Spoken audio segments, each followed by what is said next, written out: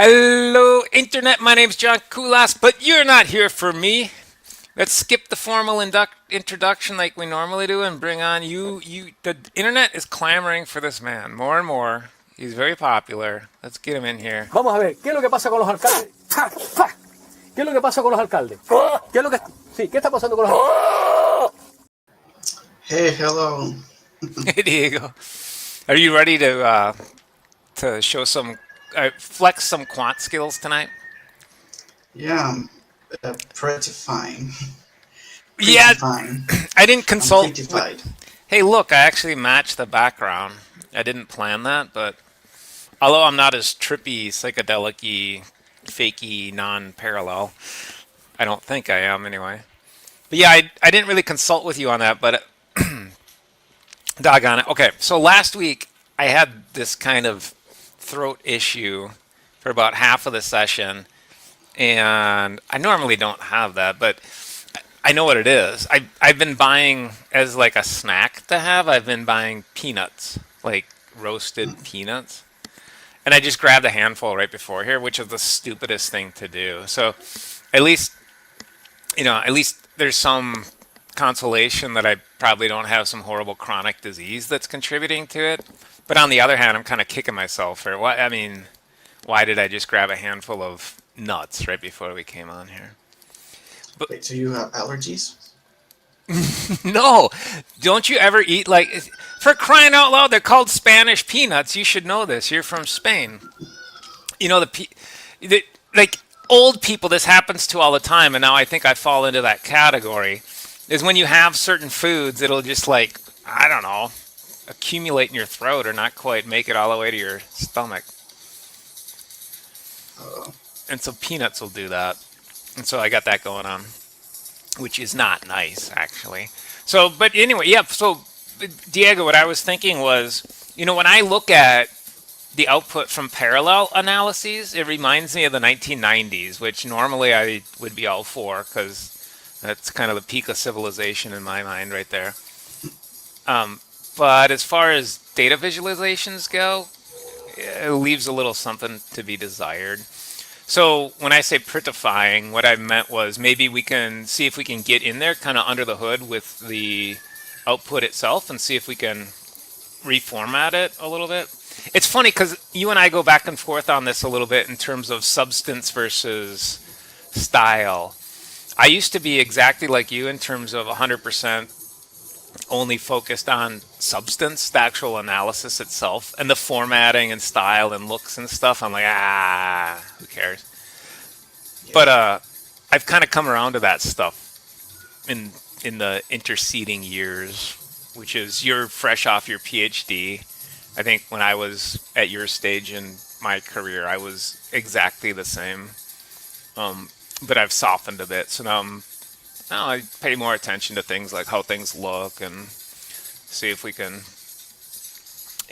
prettify them, I guess, to And use. speaking of prettifying, something that I was thinking was comparing it to the exploratory graph analysis, because that also estimates the communality. What do they call it? They call it communities. That's just the clusters of Now, the are they type. using that? Talk on peanuts. Are they using that language to make sure to carefully dissociate it from the results of something like a cluster analysis, which is traditionally more well established? Probably. Yeah. Okay. So, well, before we get into that, though, we'll do a recap of what happened last week. Last week was the final week of our where to begin recommendations. So, someone that's interested in leveraging R and probably R's most recent piece of software that facilitates this, which is Quarto. So, if someone's interested in R to author, where do you start? The last 3 weeks we went over that. I'll probably snip this up, clip it up into a like more digestible 10-minute thing on where to start. It takes a lot of time to do that, and they're not they don't seem to be that well received. But I'll probably do it anyway. So we'll talk about that, and then we'll hand reins over to Diego and see if he wants to show us how to do a parallel analysis. And if you want to contrast that with the exploratory graph analysis or anything else you want to, that I'm fine with that. Here's our transition into what did happen last week. Last time, you remember, Rocky and Bullwinkle, who were stranded in the desert, got a ride in a long limousine. It was only when they were inside the car that they found it had... No window cranks! No door handles. Must be one of those economy models. No, sir, Bullwinkle. Something's wrong here. Hey, mister. But as Rocky shook the driver's shoulder, his hat fell off. Bullwinkle, he's a dummy. Please, Rock, you were speaking of our host. But look, he really is a dummy. So he is. You know what that means, Bullwinkle? Yeah, he must have cheated on his driver's test. No, it means we're going 80 miles an hour with nobody at the wheel. Here, let me get it, Rock. And Bullwinkle grabbed the steering wheel only to have it come off in his hand. I was right. It is the economy model. Meanwhile,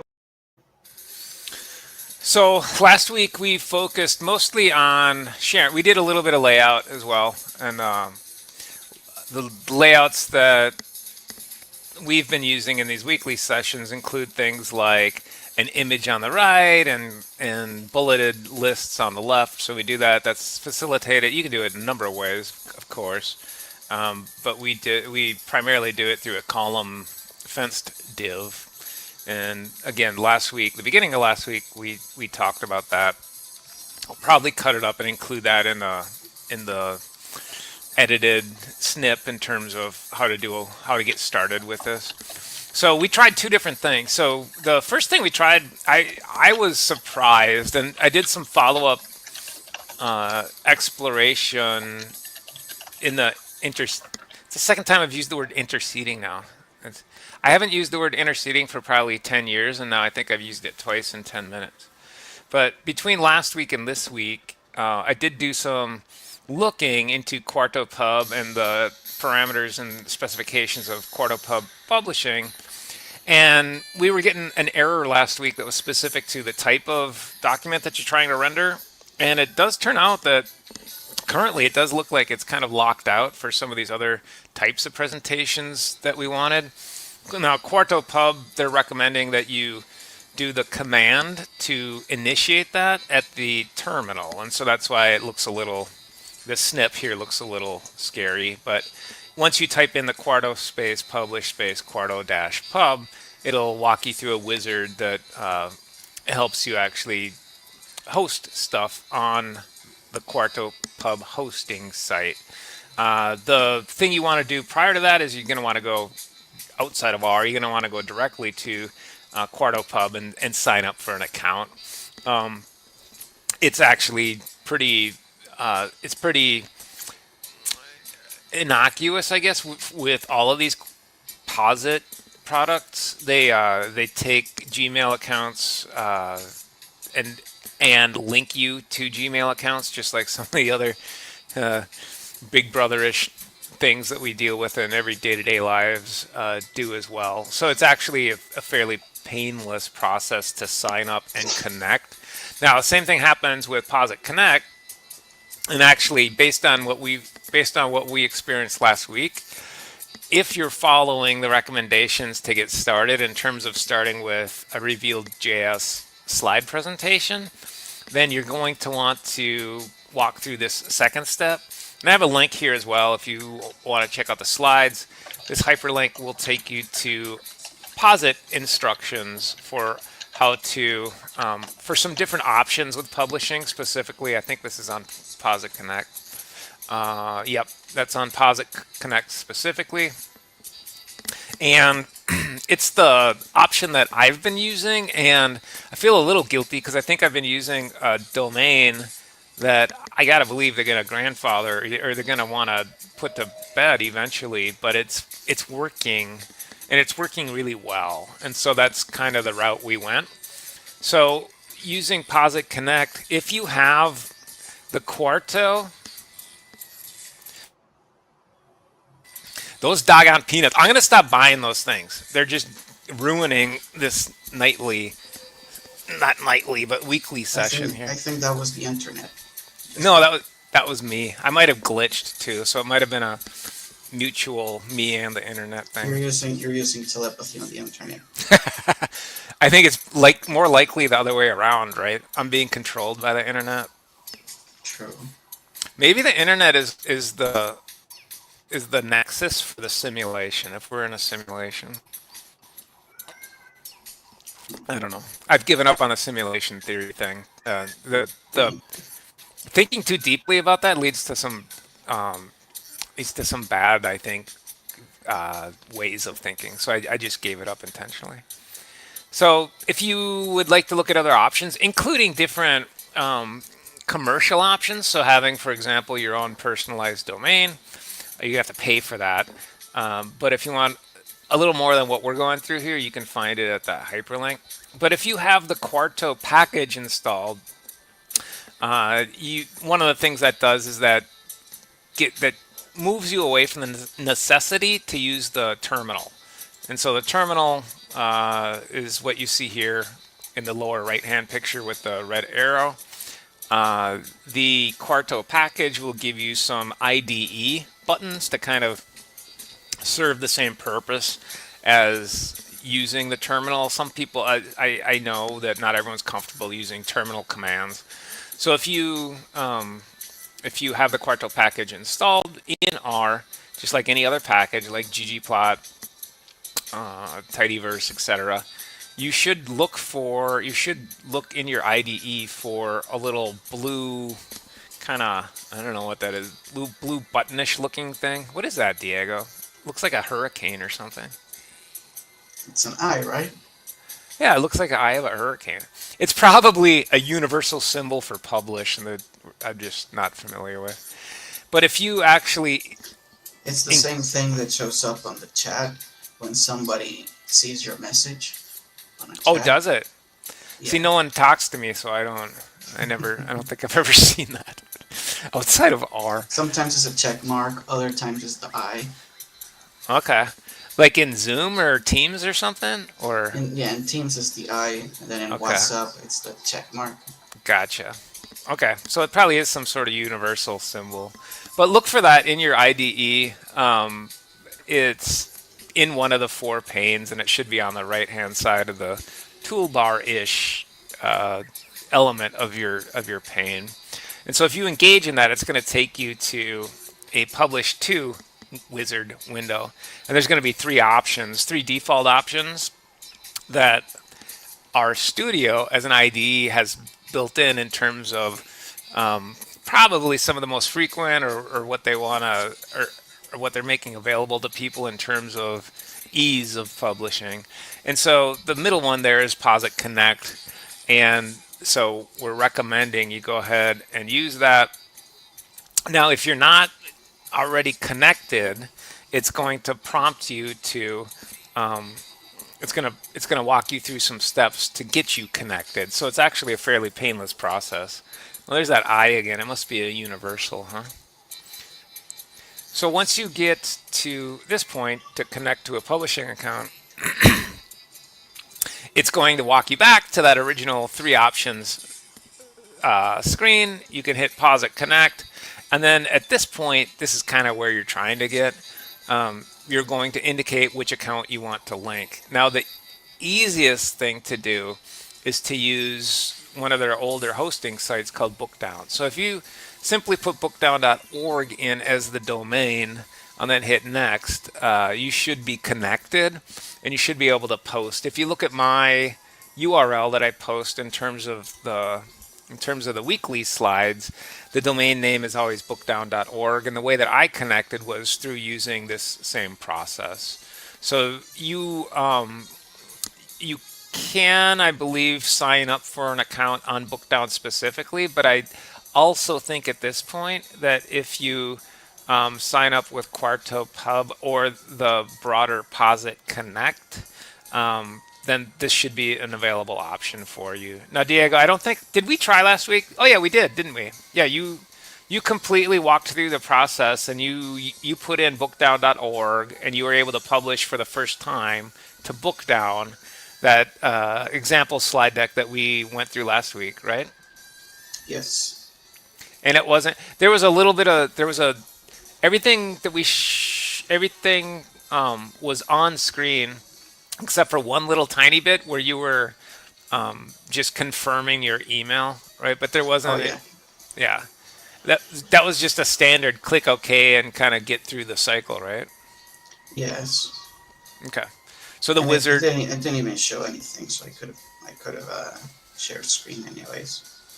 Okay. Well, maybe if I snip these up, I'll just disconnect myself and then walk through connecting the whole thing again.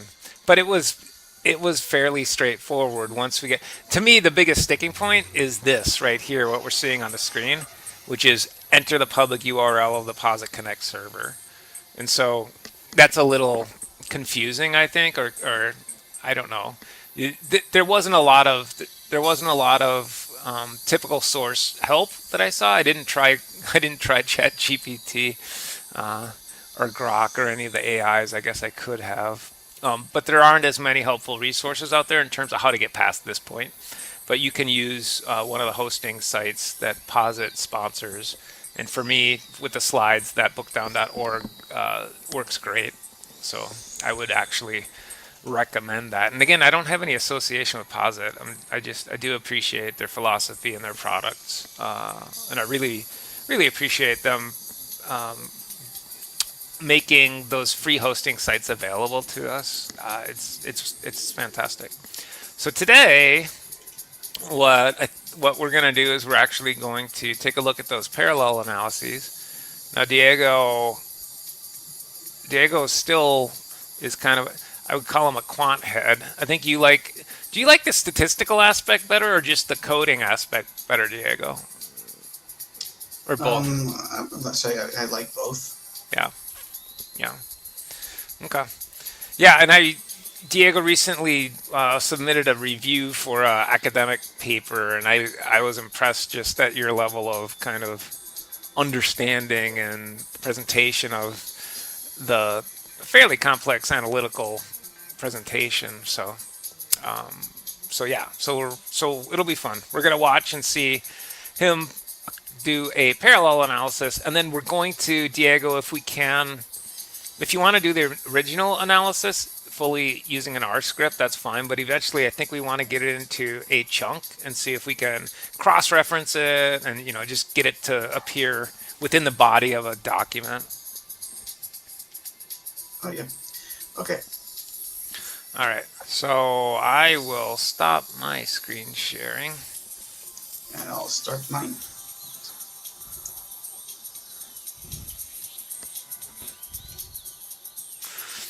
People really seem to, well, it's R, so I guess people probably in their heads have an association of R with all things statistical. But in terms of views that we get on these after the fact, it's usually Diego's sessions. It's usually the quant ones. Yep. Well, I guess because the people that follow us the most are interested in the quant stuff. Like your friend, what was her name? Well, the one that's always here. Alicia? Yeah. Okay. Yeah, and our buddy So, Max pops by. Last week we had a couple other people pop by and leave messages. That was nice. oh yeah, Max was here. Okay, so to do all of this, we'll be using the psych package. And just in case, let's load the tidyverse there. I don't think we'll be using ggplot, will we? Maybe if we prettify it. So it looks like you already have a HTML document open, right? And you're just making a code chuck now. Yeah, so I created here. I mean, I don't think I'll need to go through the steps of just creating an R markdown. Because I like R markdown, you can just press here and it shows everything. Oh, okay. Okay. Well, this is good. We've been using so much Quarto. If you have a Markdown file, that's fine. So Markdown's going to be RMD extension instead of QMD, but otherwise a lot of it. We can also use Quarto. No, that's fine, Diego. You do what you want. It would be the same basically. If we cross-reference and things like that, it'll be a little different, but that's fine. We can do that. So I have here data that I put on the folder already, merged data. So let's start by just reading that.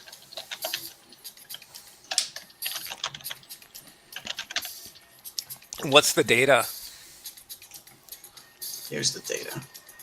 So yeah, it's a bunch of items, maybe too many, and it's 262. yeah 200 well 260 because there's the ID column, and then there's one with conditions, Wait, how many but we don't bones are need in to the worry human about body? those bones. Yeah. Oh, You want to see 206. if I thought it was 262. It's 206. I was wrong. So I thought I thought maybe your data matched up to some anatomical trivia. So you got 400 cases and 250 variables. Those are all items, yep. and they're items measuring what? Sorry, I'm talking to you while you're trying to code. I should shut up. It's measuring personality, so it's a big five. Oh, it is. Okay. Yeah, and it's from scale to 1 to 4 instead of your typical 1 to 5 or 1 to 7. Okay.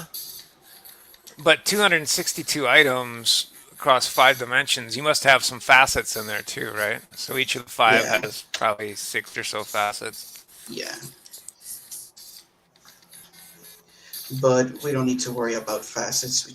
For now, let's just worry about the big five. Okay.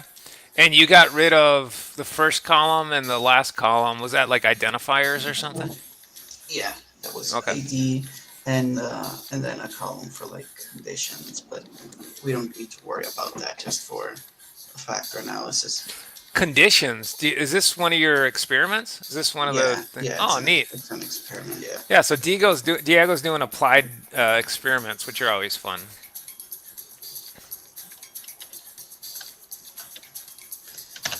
So, so we will start here by doing, first we need to create like a correlation matrix. Let's call it actually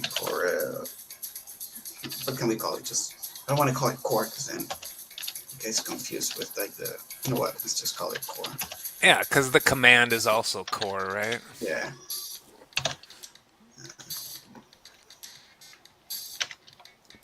So we can do a simple Pearson's correlation or a polychoric correlation because this is ordinal data. So meaning that it's ranked like from 1 to 4, it goes in order. So here, like a 1 is the lowest. You can give this rating, followed by 2, then 3, and then 4 is the highest. You can give this item, this personality statement. And by the way, the personality statements, they're similar to this example in the graphical, the exploratory graph analysis. So statements like, I get irritated easily, or I get angry easily. So you have to rate from 1 to 4, 1 being the lowest, 4 being the highest. And no reflected items in there, or they've already been reflected, or we don't care about that. They already, actually, did I reflect them? Yeah, for this one, I did, yes, I already did. Yeah, it says merged data, so you can tell you already did some transformations to it. Yeah, it was already cleaned. So you're really getting specific with your analyses. So that's a long time recommendation of analyses that are based on correlations and covariances is if the data is not measured at the interval level or higher, that you should be performing the analyses not on Pearson's product moment correlations, but rather on polychoric, or in the case of binary data, tetrachoric correlations. And so Yeah. that polychoric, is that a command in the psych package? Because I wasn't familiar with that. Yeah, I think it's in the psych package. Cool. And so that's probably just going to give you. Well, wait, Now, you I'm didn't. not sure. I'm not sure if it's going to work because it's numerical data, and I think it's only going to want factors. So we're going to have to convert to factors. Okay, well I'm gonna pull up. Well, no, it should still want sequence, right? I'm gonna pull up polycore. I lost you. Oh, I'm disconnected. No, I'm sorry. I just got too many windows going on, so I lost you. I'm gonna take a look at the polychoric command and see if it's in the psych package and see what they want. Oh no, it's taking a while. Well, that's a massive data set. We could also subset some of that 260, right? We cut it in half.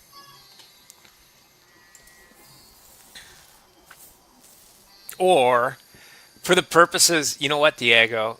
Maybe for the purposes of just the analysis, what if we just do it on the Pearson's correlation matrix? Yeah, that's what I was thinking in case this one didn't run. Yeah, because it looks like it's just big. So good caveat though, Professor Diego. If we if you were to look at this stringently, you might want to consider how you specify the association, and a polychoric might technically be more appropriate. But you know what? We would look at just the straight on analysis based on correlations anyway. Anyway, I mean that's definitely something you would probably definitely something you would probably. But I would, if I were running this analysis, I would be looking not only at what's considered to be technically the most appropriate sequence of analyses, but I would also look at the kind of standard way we generally structure these, which would just be the straightforward correlation. I say let's just go with correlation. Okay.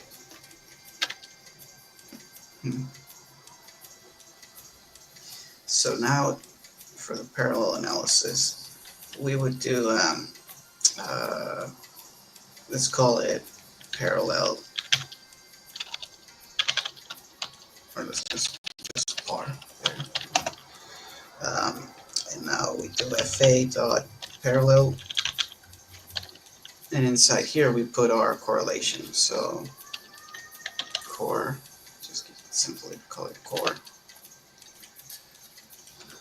And now we specify the factor method.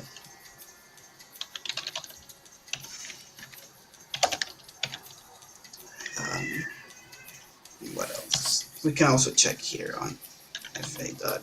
Yeah, I was just about to look that up. So, and this is another psych package function that Ravel wrote. And I think he has, in terms of that factor method, I think he has some true factor analysis extraction methods and then some principal components methods as well. Unless Diego's specifying it there with the FA. Yeah, principal factor. What else? We can put number of iterations. Yeah, we can put that. And so the overall context of this, Diego, is you have a 260 variable item set and you're looking to see if there's a smaller set of things that might be able to explain association among those 260, right? Your theoretical model is there's 5 major things, but we also know that each of those 5 things can be further defined by subfacets. So we'll see what comes up. Missing values. You might have to put a na.rm on your core command on line 16. Do you have any missing data? Yeah. Use pairwise dots. You know, Diego, I'm impressed. Usually when you and I are sitting here coding together, you have to turn off your caps lock like 3 times. You're the only person I know who is a big caps lock user. Is that? I wonder if that's cultural. Is that something you did in Spain? No, I don't think. I think all keyboards are the same. Maybe in Spain actually they don't have the thing that if you press shift. I mean, I actually can switch here, the keyboard, you know, I have English and Spanish.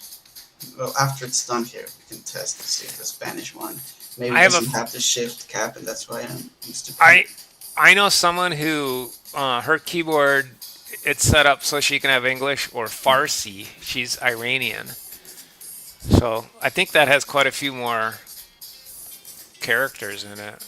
Actually, one of the reasons that all of this are for authoring stuff,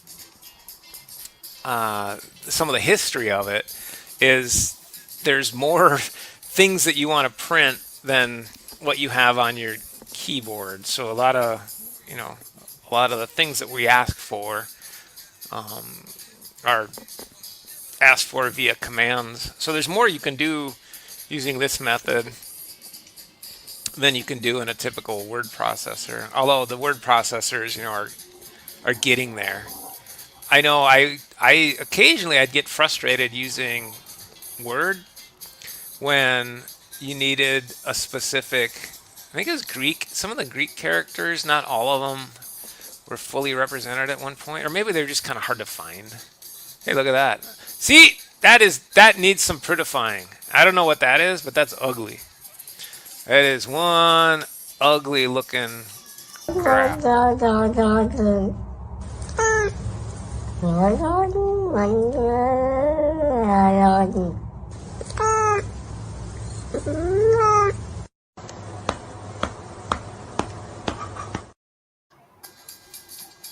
there you go. That looks better. Why? So So we let's. have there suggested that number factors be equal to 6. So that's what our parallel analysis suggests, that our data seems to have 6 factors. Our items cluster into 6 parts. But he's using that Kaiser criterion, right? The eigenvalue greater than 1. If we blew up, can you blow that up a little bit or not? Can we take a closer? That's what I tried before, but Oh, that's when it made gotcha. it look ugly. Well, maybe that's what we need to prettify then. There we go. Oh no, it isn't 1. It is basing it on the cut. You know, it'd be Oh, it's the simulated data thing. That's right. So he does simulated data. I think that's what the parallel analysis itself is, right? It's the comparison of your actual data, the empirical data, against Yeah. what he's doing with simulated associations. And then the point at which they cross, is that his cutoff? Yeah, I think so. 2, 3, 4, 5, 6. Yeah. So each of those triangles represent a possible factor. This is a true factor analysis, or a possible dimension that explains the data. So the next step, Diego, would be to go in there and interpret, right? Try to figure out what items are associated with what triangle. Yeah. So But then what we do next would be to so let's create an object that sort of like extracts the number of supposed factors, and then we set these number of factors, and we run a number factor analysis and get the loadings. So the way to do it is what's sort of called here, and now we do n fact there. So we have there 6, and now we would just do a EFA model as usual. So FA, and in parentheses we would put our correlation data again, and then the FM would be again the same. What did we use before? Minres.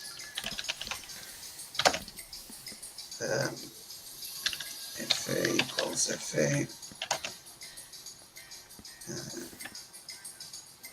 Rotate equals, let's say, ugly men, because they don't. Well, they're not supposed to correlate because it's big five, but usually the big five always has that problem because of social desirability, where all the big five actually ends up correlating. You and I think it's social desirability. There's people that think that's meaningful. Who thinks it's meaningful? There's a bunch of European researchers. There's something called the general factor of personality. It's, I mean, I'm skeptical. European people like this, you say? It's primarily Europeans that had been touting that, or had been exploring that, I should say. I also think it's an artifact of measurement, like you.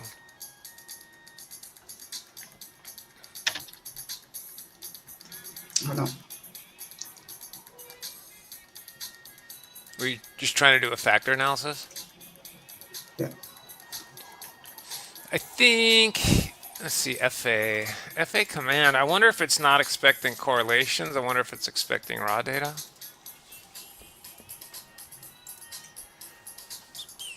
That is in the psych package.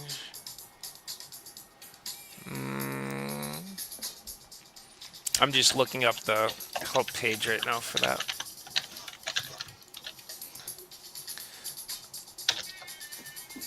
Oh, looks like it does expect the correlation matrix. Error in function. There we go, that worked. I just made it into a data frame.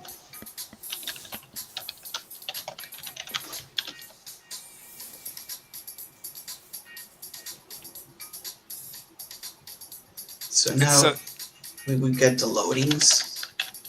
So the vector loadings here will be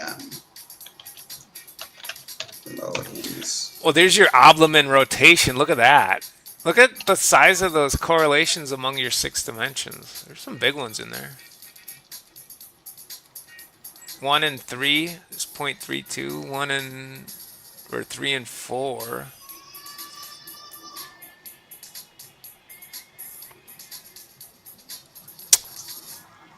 The ordering of those is always explains the most shared variance. 2 explains less. So 1, the fact that 1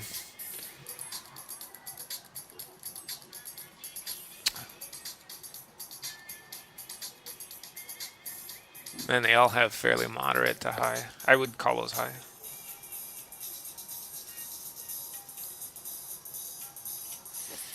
Now, Diego, you're probably doing some commercial work on this assessment too, right? Are you guys are you doing any item revisions here, or is this a static this is a 260 item assessment?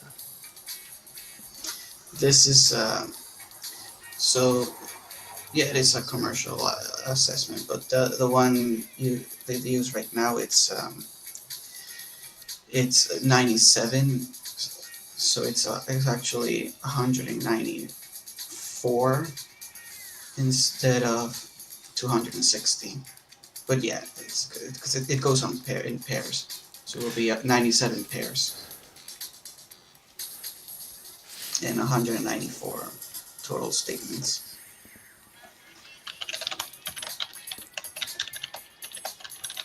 So let's see the loadings. It will be like this, right?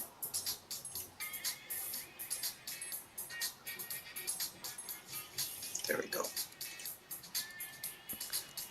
So that's what you would look at for interpreting what item is associated with what Yeah, so dimension. now we would sort each of these 6 by the items like we did on the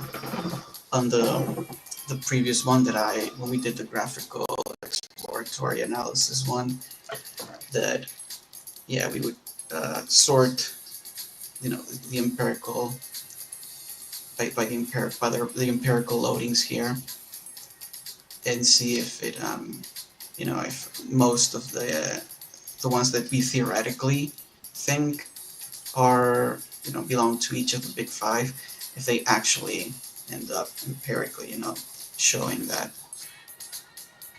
So that exploratory graph analysis, I guess, now that I'm kind of watching you go through this, I would say it has one advantage over the traditional approach in that the item and dimension associations are immediate with the exploratory graph analysis, right? One thing you get is that you get that visual, color coded visual with nodes that have color coding per each associated dimension. Now, this, you got to go in and manually make decisions. That was actually, it's one of the things that I was a little, it's one of the things that I'd have to develop some level of comfort with is what their algorithm is to make a determination as to this item should go here versus there. Because in all these exploratory factor analyses and factor analytic derivative procedures, each item and each dimension does have an association. I'm guessing what the exploratory graph analysis does is it just takes the dimension with the highest association, but that doesn't mean that the other dimensions don't have meaningful saturation with that item. So, did you want to try are you going to do a quick EGA? Okay, I see. You really like that, don't you? You're the EGA guy. Because this also gives you, it estimates where each thing clusters, how many factors it's supposed to have. So I want to see if it also says 6. I think it's gonna get more than 6. You think so, huh?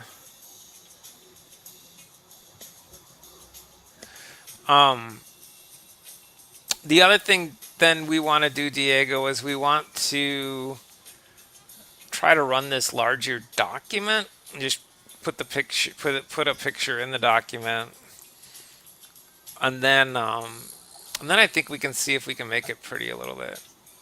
There we Whoa, go. look at that. Oh, well, it has 13. Or more, if not more. Let's see. Summary. EGA model.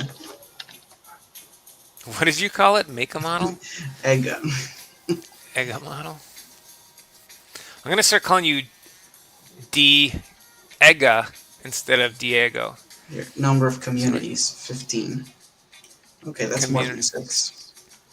You know, they have their own language in this arena here. Oh no, I lost the actual graph. Well, that's okay. That's okay because we're going to try to get it in the document when you run your RMD. So we haven't tried to render this yet, or knit it, I guess, is the terminology of an RMD file. Can you?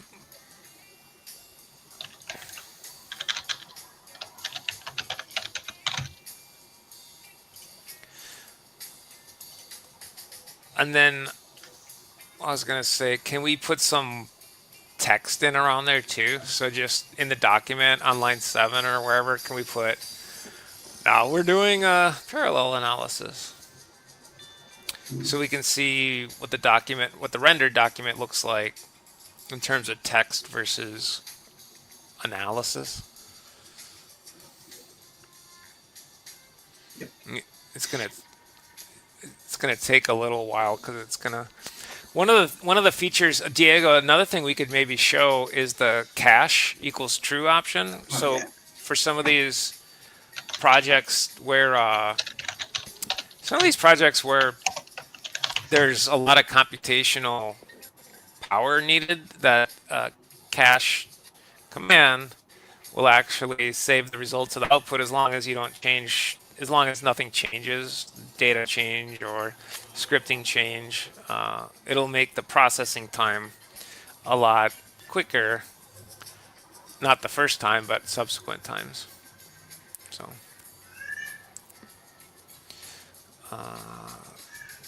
Factor analyses are kind of notorious for taking a long time. Item response theory investigations are also notorious for taking a long time. You said in one of your first jobs you had to do a lot of like factor analysis and correlations. Yeah. And what soft you used SPSS back then? Yeah, primarily we used SPSS, and then for confirmatory factor analysis, we used software called Lisrel, and then there's something else dimensionality related. One of the companies I worked for had a lot of proprietary software. They had a former industrial, former, I guess. He was trained in industrial psychology, like you and I are. But his function at the company was kind of software, so he developed software programs. Oh, he was an industrial psychologist, but he was more like a software developer. That's a Yeah, big pivot. which is funny because we kind of see a lot of that, don't we? I mean, you're not a software developer, but you kind of are. I mean, we developed a Shiny app, and if you think about like how we're structuring things, you're kind of working toward building an architecture. That's I could see you in 10 or 15 years kind of just programming. Actually, in 10 or 15 years, we're probably all going to be fat and lazy because AI is going to do all the work for us. So, but Yep. other than that, Fat and lazy, as if we already weren't. okay. So Oh, obviously, we need to put some echo equals false, warning equals false, message equals false statements in these code chunks. this just means that But some items have very bad variance, right? I can't quite see it. What does it say? Warning and core smooth R. Matrix was not positive definite, Oh, so anything was done. yeah, that means extreme multicollinearity. So Yeah. that's most commonly the function of a linear dependency, which means that at least one of your 260 variables is redundant with or fully predicted by another variable or some combination of variables. So, for example, Diego, you'll get this. One of the most common uh, user errors for that non-positive definite matrix is leaving aggregate scale score in. So if you do this analysis and you have 260 items, but then you have a 261st that is the average of the previous items, that will throw a non-positive definite matrix error as well. Essentially, what's happening is you're trying to do a matrix division by zero, and so it doesn't. You can't do that. But it's due to multicolon. It's due to probably a redundancy in there. So actually, that's something that in the context of these types of analyses, that would be a good diagnostic. That I don't know. I don't think I've come across a diagnostic for linear dependencies within a really big data set like the one you have. So especially with only 4 values for each variable, and you have 260 variables, I mean, you're almost kind of asking for it. But let's do some warning equals false, echo equals false. I don't know if you're You don't getting echo. you don't like all these warnings? No. I mean, It's not again, like our graph looks very pretty. that's pretty. I don't know. You must like abstract art. It- um, no, that's one of the differences when I say that you're like me when I first started focusing on substance over style. I'm now being focused on style. Uh, I do take a look at things like warnings and messages in a document. No, it's good. It's good doing the analysis to get that, but I don't think we want that in our final one. Yeah, message, echo, and warning are the likely candidates there.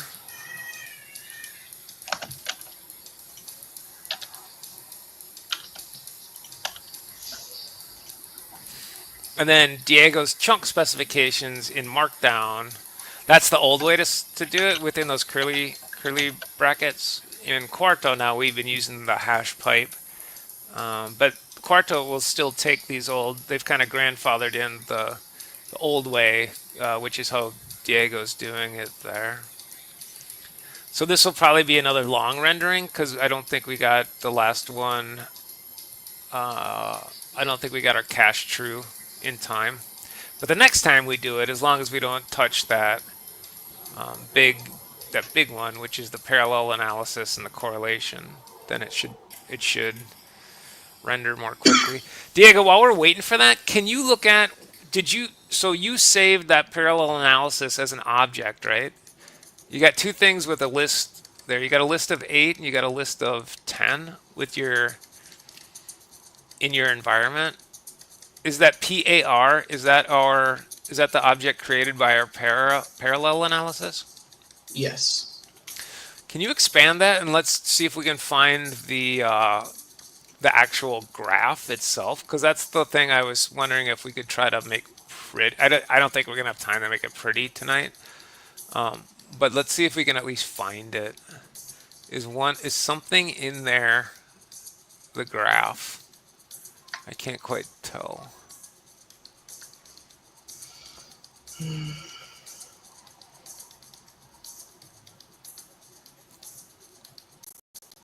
What's the what's the thing with what's the thing with the what's the expandable thing? Does that say sell or call or something? Call. Toward the It says call. what's in there? 1x fa and just the arguments that I passed down. So, I gotcha.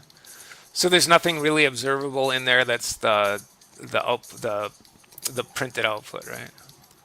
maybe just the values. I wonder if we just plot the values, what happens? Plot R values. I don't know. It doesn't look like a screen plot to me. No, all those values are between 6 and 7, so I don't know what those would be. C1 and C2, I don't know. Because it's scientific notation, so it's actually like 0, 0.00006 and then to 0.0007. Well, those might be values within the random data set because it's comparing your data against a random, a similarly sized random data set, right? That's kind of what the thought and philosophy is of this. Let's see, FA values. Oh, that looks more like a screen plot. FA values. Okay, so we could definitely take that and make that prettier, right? So we could just enter that straight into a. That looks like we could just do it straight into a ggplot. Did you? Is it still thinking, or did it converge on us? Oh, it must have converged. There we go.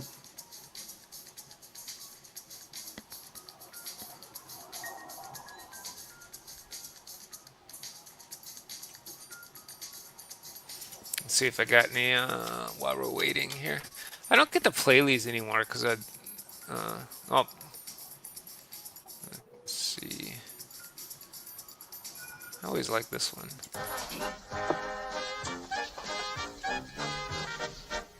Does your dig bad? No?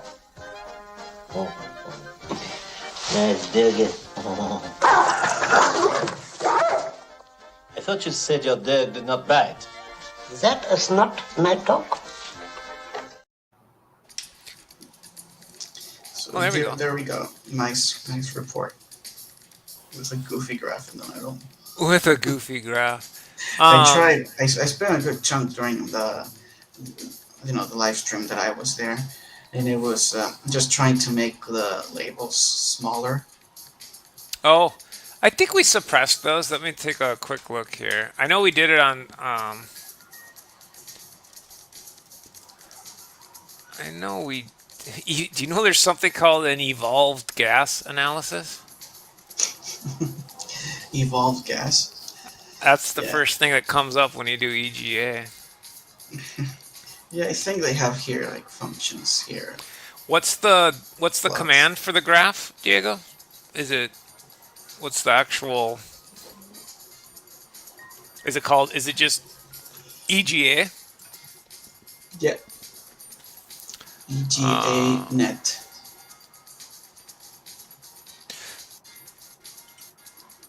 Yeah, I think here plotting. They tell you how to suppress things and they change colors and things, but they don't. I don't think they have the option to change the size of the actual test.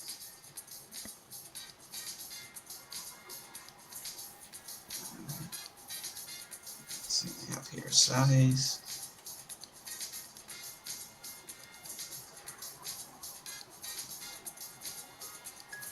oh, there's a verbose command that looks like it'll shut off some of the supplementary Oh, information that we're that's getting. just the messages. Okay.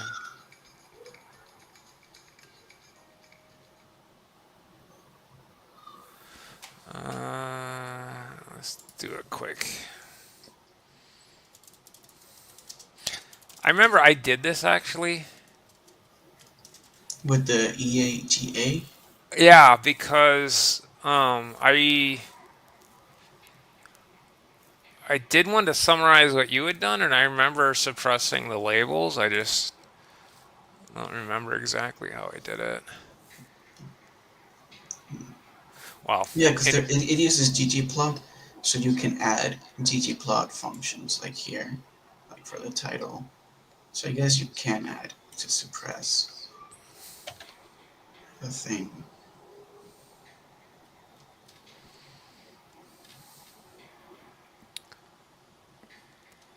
okay. So would you prefer to try to make that parallel analysis plot look pretty, or do you want to try to suppress the labels? We got time for either or, I think. Well, I don't think I have time for either now. Okay. Fair enough. Fair enough. Okay. Cool, Diego. Well, thanks for showing that. It's Yeah, we can do the plot to next week. okay. Um, but Well, yeah, I think maybe what I'll do since you're out of time is I will probably I see that you did this in the live stream folder, so I'll pull it and then oh yeah, I um, should I'll pull post it it. and then probably just suppress the labels and then I will summarize that next week.